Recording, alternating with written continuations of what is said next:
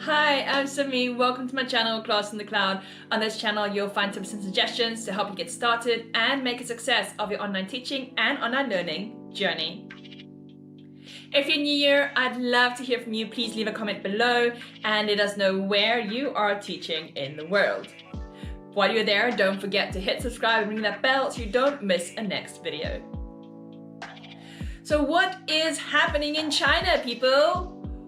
What are these new regulations that has social media buzzing? Why has China implemented more regulations? Who will be affected? What is the future of online ESL in China?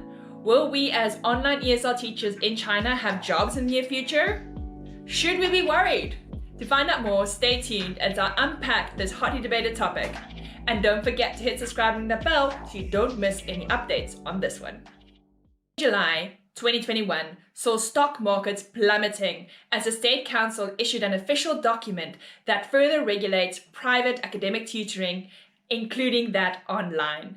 By now, you have most certainly seen the headlines, read articles and blogs, and social media has been alight with posts and news and concerns and questions about the Chinese government cracking down on for-profit after-school education tutoring and even potentially banning foreign teachers from China.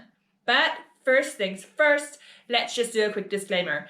Nothing about these regulations have been finalized and they're largely province dependent. I've taken some time to do some research, but I still don't have all the answers. I'm also uncertain about the future. I do not have more information than anyone else who has access to the internet.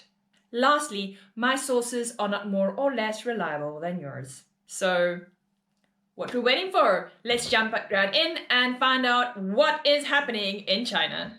Firstly, you need to know that the Chinese government regulating private academic tutoring in China is nothing new.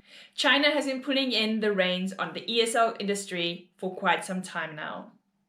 In the rest of this video, we are going to look at what are these new regulations in China. Why has the Chinese government implemented even more regulations?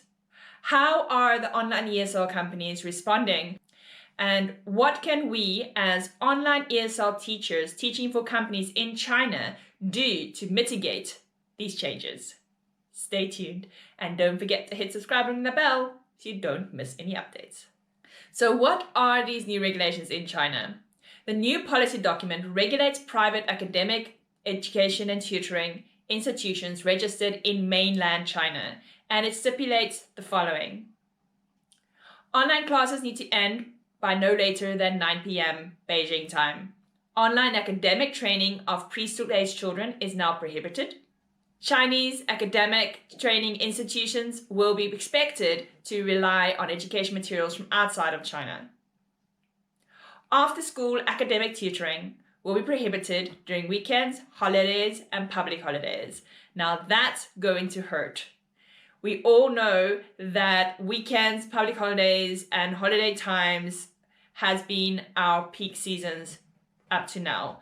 And that is going to be the biggest change that we are going to find. Further, the academic tutoring agencies in China have been encouraged not to hire foreign teachers. And some sources even state that foreign teacher tutoring will eventually be banned in China. Next two has really had the stock markets rolling. For-profit academic tutoring is barred. Private tutoring institutions who teach school curriculum subjects will be required to go non-profit. Private tutoring institutions can no longer pursue IPOs, list as shares in the stock exchange, or take foreign capital. Those are the regulations. If you know of any more or if you have any more insights on any of these, please leave a comment. I'd love to hear from you. We are all learning and we are all concerned. So my next question, why is the Chinese government implementing even more regulations? Well, from my research, I found that there is a threefold situation at play here. A demographic issue with an aging population and a declining birth rate. Problems with free charging for after-school activities in China, both public and private, and the Chinese government wanting to reduce the academic burden on school-aged children and the financial burden on their parents. China is facing an aging population, and the Chinese government needs to intervene to increase the declining birth rate. In the area of education, the state wants the public sector to play a bigger role and to restrict the role of private enterprise in education. By lowering the cost of education per child, the Chinese government hopes to see a rise in the birth rate as a result. In a nutshell, the Chinese government wants to divorce private capital from the education sector, stopping private tutoring companies from free charging and restricting excessive after-school academic tutoring and cramming. China has a highly competitive education system. We all know this. The children go from activity to activity, day in and day out, weekends and holidays. They are exhausted and they are anxious, and it costs a lot of money. According to some sources, urban families can spend up to 25% of their household income for after-school academic tutoring and sports activities.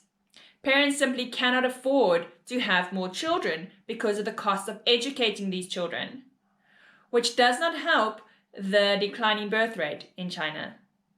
According to some sources, these regulations will not be overhauled overnight.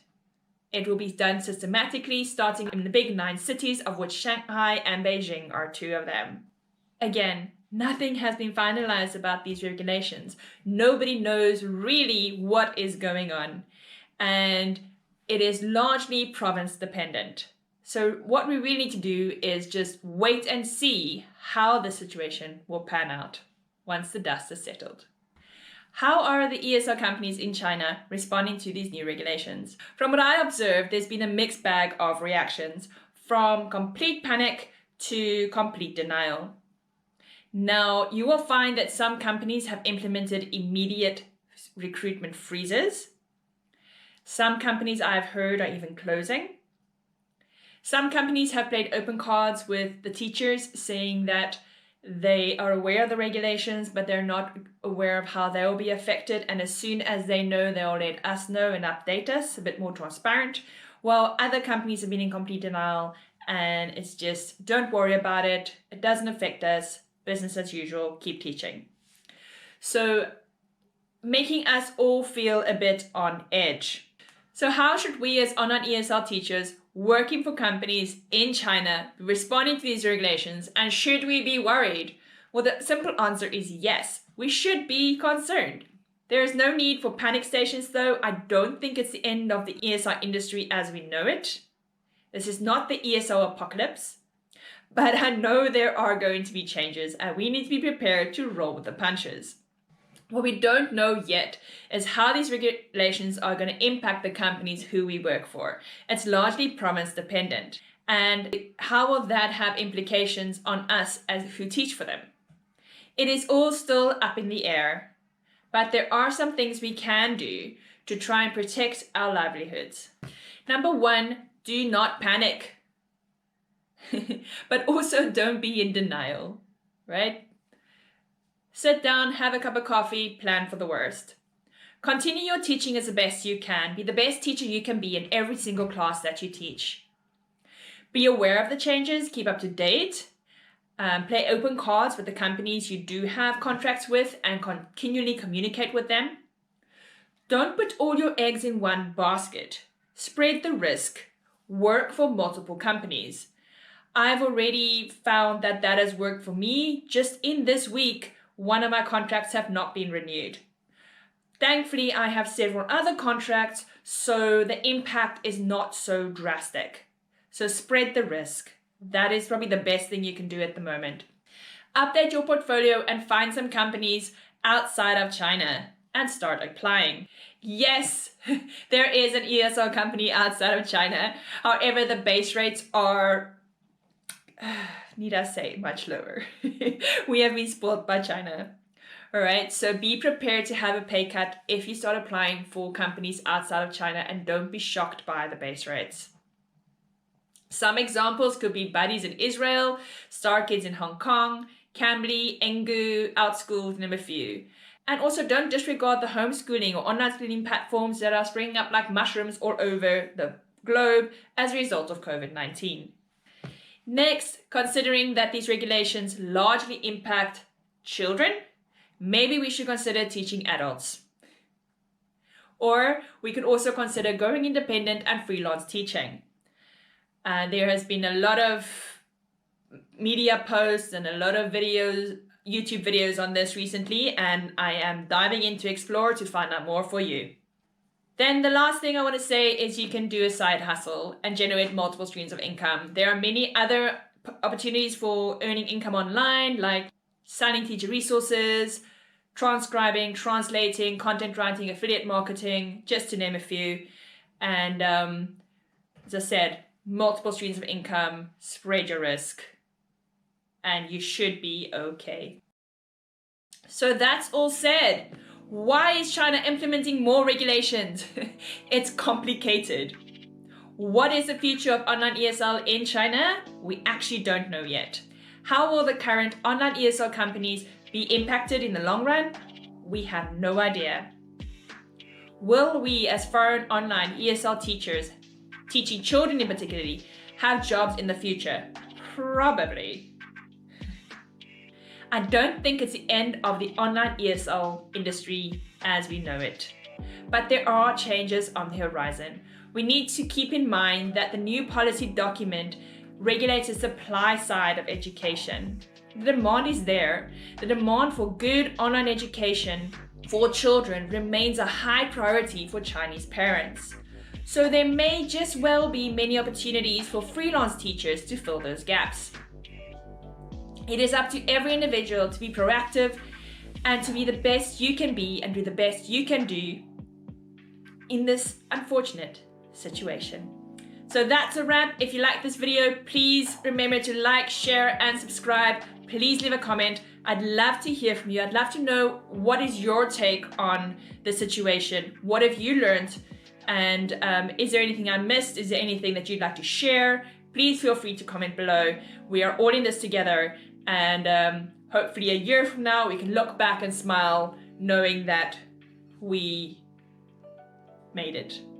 That's a wrap. I'm Teacher Simi. This is Class in the Cloud. Goodbye.